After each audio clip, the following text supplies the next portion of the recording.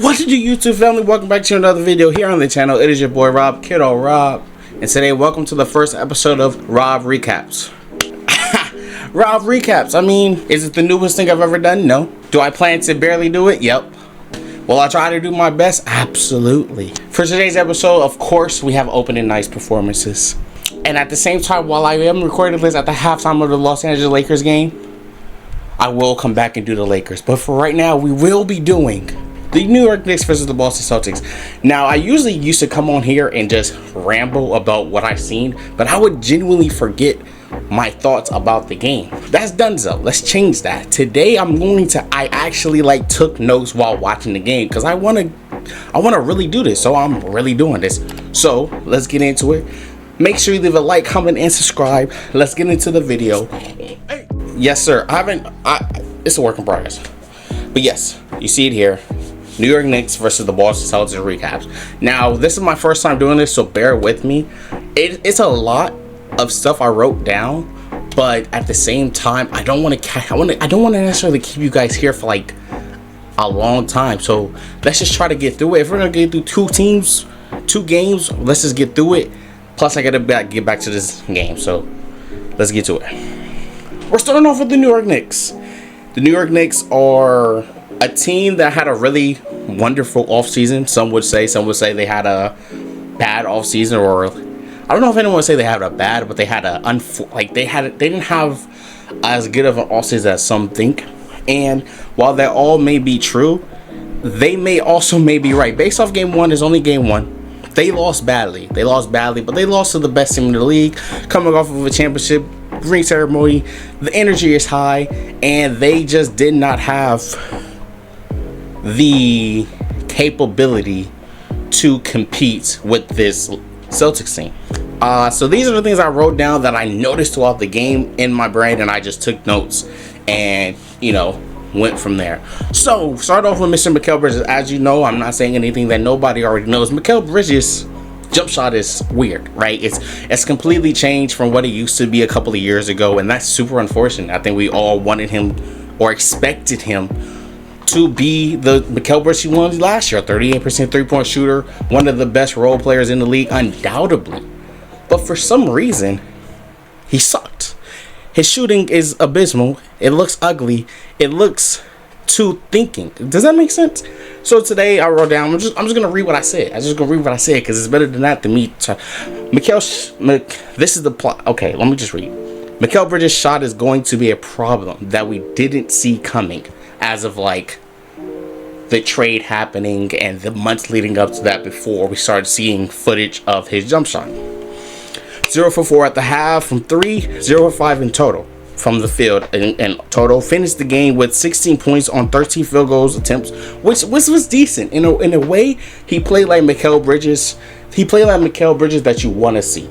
But the three-point shot was so bad. Found 2 threes late in the game, but the game was a blowout, as you know. Celtics killed them. I probably should have started off with the Celtics, but actually we don't start off with the Celtics.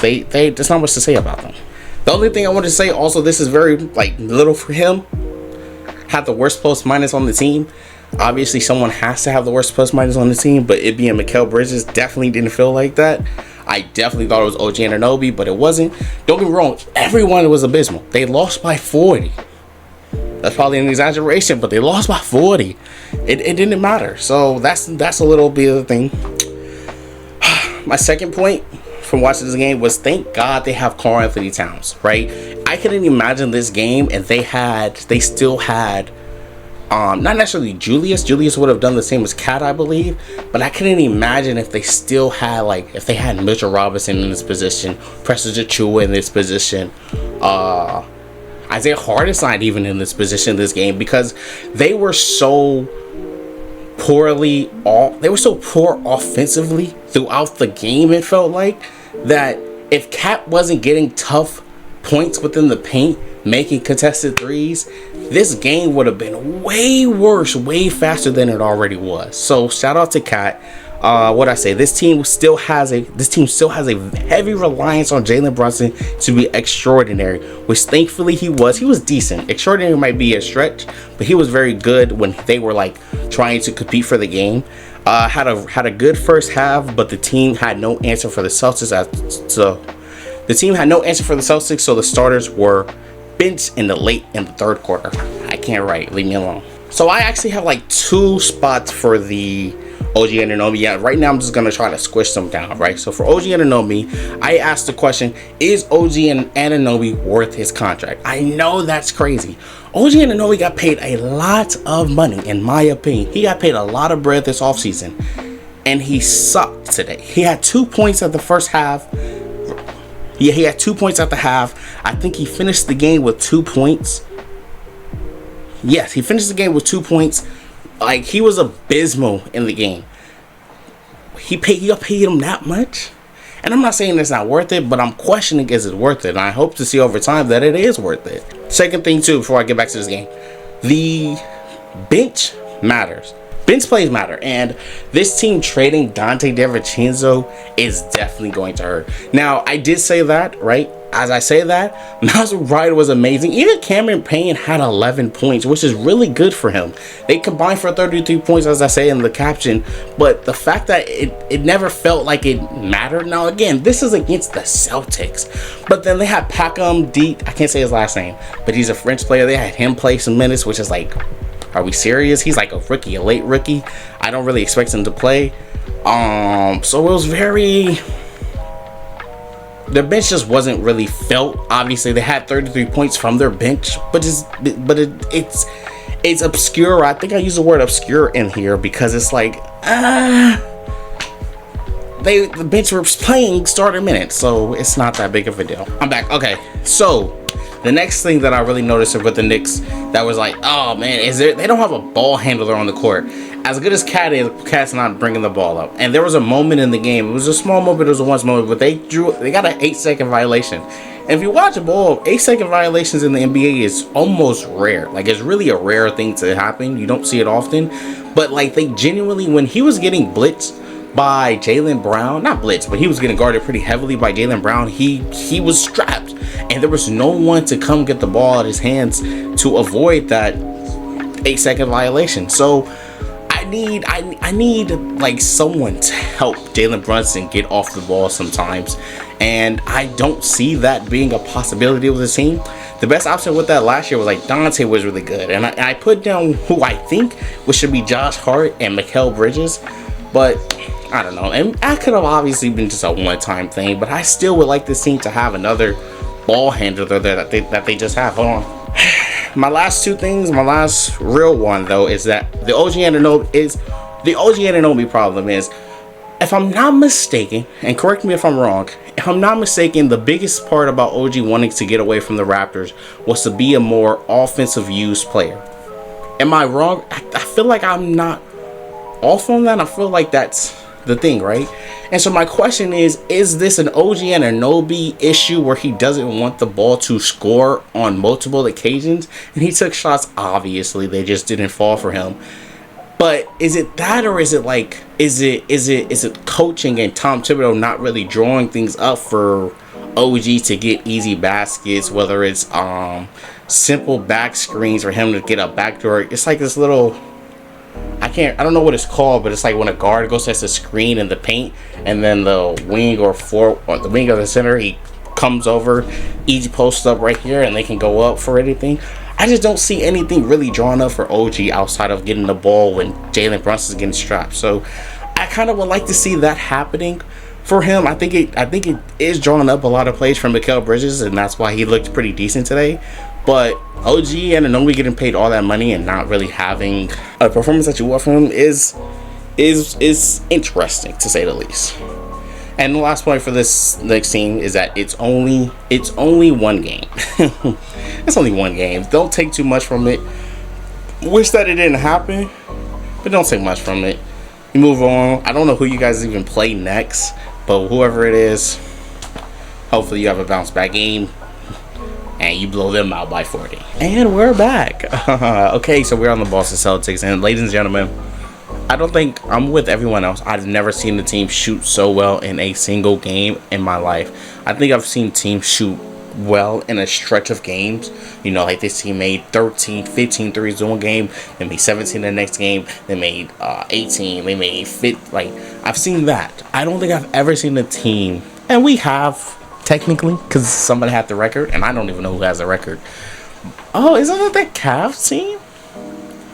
Unless that got broken. Remember the Cavs team a while ago, like back against like when LeBron and Kyrie were on the team, they broke the record for most threes in a game. Now I don't remember if that was a playoff game or if that was a. Well, that being said, my biggest points with this team is not a lot, so it's very few. It's very minuscule. My one point was, I don't know why I'm acting like it's not here. Will they make mistakes? That's my biggest point. When I'm watching this team, and as I was thinking about this team, this is a team that genuinely brought back everybody. There's no new faces in this team. Like Lonnie Walker didn't make the team. There's no new rotational players on this basketball team. That being said, this being a team that's been together for so long already, I expect this team to be bottom in turnovers. I don't expect this team to be a team that has heavy turnovers. I don't expect this team to do anything wrong outside of having days where like the shots just aren't falling. But in terms of days where they have 10 plus turnovers, this many like just mistakes throughout the game, I don't expect that, man. This team was really freaking good, and they showed that today. They had in the game. They had 3 turnovers. In a blowout game, they had 3 turnovers. Even when the bench people came in, they weren't turning the ball over. That is a built identity into that team that is chef's kiss, and I love it. I call this ultra instant ball movement. You guys, they had 33 assists in a game. Is that the most ever? No. But if you watch that game, especially in the first half, bro, like they would catch it, swing it, shoot.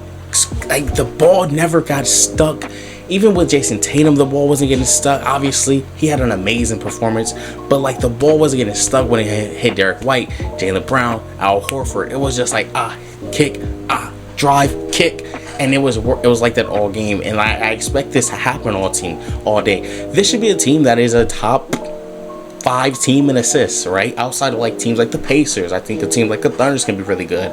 I think that's all I can think of right now. But outside of those teams, that team can be a really good assist team, high in the assist category as a team, and they showcased it today. The ball movement will never stick, and I love that about them. I think my favorite part that I want to talk about is Jason Tatum. Jason Tatum, my brother. As someone who has not, I don't think, have shown you any ounce of hate. I may have cracked a joke or two, but I haven't never said Jason Tatum is weak at basketball or not one of our best players in the league or doesn't deserve the thing he deserves because he works hard. I've never done that. I've never called him corny or anything like that. I respect your game, brother. He was hooping today. A double-double, 10 assists. I forgot what I was saying. I kind of got sidetracked. But yes, Jason Tatum had a double-double.